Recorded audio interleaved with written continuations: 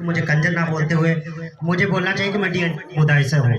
जब तक हम लोग डीएनटी समुदाय एक दूसरे से कनेक्ट रहेंगे तब तक हम कामयाब होते रहेंगे। अगर हम लोग एकजुट नहीं रहेंगे तो कभी कामयाब नहीं होंगे। आज हम जाति प्रमाण पत्र के लिए दर दर भटक रहे हैं, चाहे पारधी समुदाय हो, चाहे कंजर समुदाय हो, चाहे आदिवासी समुदाय हो। जो सक्षम है वो उन्होंने अपना दर किनारा कर लिया। वो कहते हैं बाहर में जाए जनता अपना काम बनता। ये वास्तविक कटु सत्य है। बड़े भाई भी छोटे भाई भी अपने अपने दर किनार करना है। तो हम लोगों को भी अपन लोग जो पिछड़ गए हैं या बिछड़ गए हैं या गरीबी के कारण में या पुलिस की लाठीचार्ज के कारण में या बहुत सारी शोषण की वजह से, पहले तो सभी साथियों से निवेदन करूंगा कि या तो अपनी पंचायती कर लो या फिर हमारी पंचायती सुन लो, फिर आपकी बातें भी सुन लें, हमारी भी सुन लें। और जिसको बोलना है कृपया यहाँ माइक पे आ जाए। तो मेरे साथ एक नारा लगाएंगे क्योंकि अपन लोग डीएनटी समुदाय के, तो आपको जिंदाबाद बोलना है। डीएनटी समाज, डीएनटी समाज जिंदाबाद, डीएनटी समाज जिंदाबाद। मैं अकेला ही शेर के बराबर पढ़ रहा हूँ, तुम लोग इतनी धीरे धीरे बोल रहे हो जैसे मानो साफ सुन गया। क्या डीएनटी समाज की यही ताकत है? अरे डीएनटी समाज की वो आवाज आना चाहिए कि वहां तक बैठे हुए सिंहासन हिल जाना चाहिए। तब तो कहो, फिर से एक बार आवाज लगाता हूँ, डीएनटी समाज, डीएनटी समाज, डीएनटी समाज। हम होंगे कामयाब, हम होंगे कामयाब एक दिन, हम होंगे कामयाब, हम होंगे कामयाब। कर भरोसा तो हो भरोसा, निश्चित रूप से होगा भरोसा। तो मैं आपको एक बात घटना याद दिला देना चाहता हूँ। अभी दतिया की तरफ हम लोग गए थे, कार से जा रहे थे, बढ़िया बकायदा अच्छी कार से जा रहे थे। हमारी कार के आगे सिर्फ नंबर प्लेट नहीं लगा हुआ था, जबकि पीछे की तरफ नंबर प्लेट लगा हुआ था।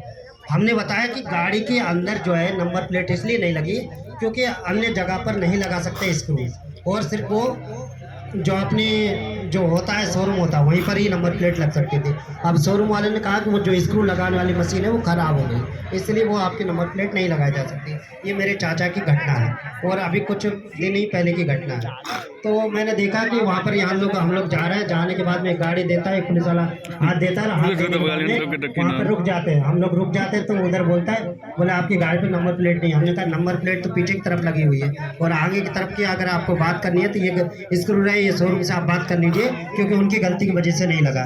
बोले मैं कुछ नहीं जानता हूँ, आपको 1000 रुपये देना होगा। हमने बहुत सारी बहसबाजी करी। उन्होंने ड्राइवर निशान देखा तो उस पर लिखा हुआ था कि जाति कंजर लिखा हुआ है। तो उन्होंने कहा कि नहीं, इनसे तो लिया जा सकता है। तो फिर मैंने कहा क्यों ना अपन बहसबाजी इतना कब टाइम खोटी करेंगे। तो कुल मिला के हमने जैसे तैसे उसने 1000 मांगा था, हमने जैसे तैसे 500 रुपये बोला।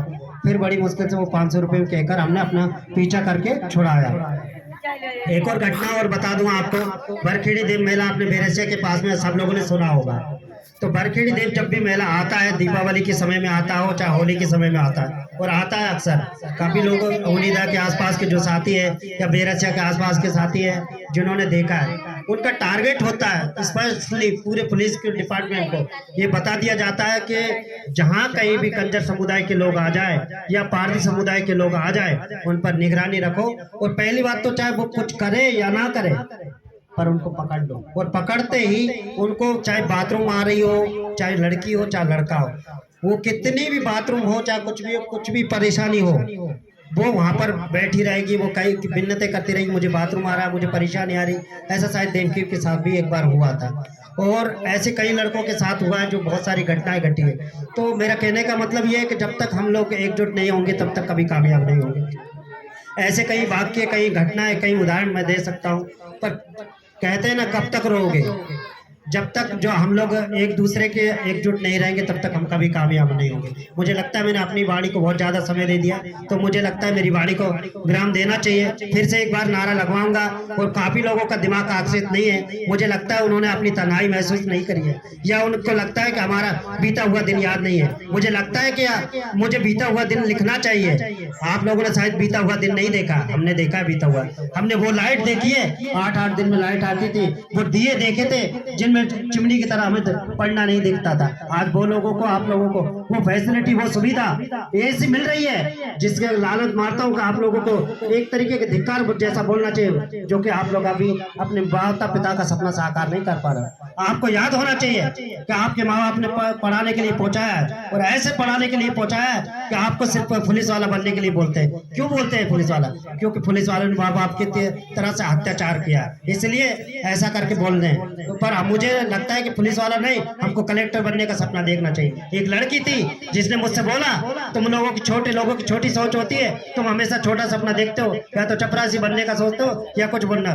तो सच बात है, हम लोग को जब तक बड़े ख्वाब नहीं देखेंगे तब तक हम छोटे सपने पूरे कभी नहीं कर पाएंगे। मुझे लगता है फिर से इशारा मिल रहा है मुझे कि अपनी वाणी को विराम देना चाहिए, तो मैं अपनी वाणी को विराम देता हूँ। अगली कोई मुद्दा कुछ याद आएगा फिर से बोलूंगा। जय हिंद, जय भारत।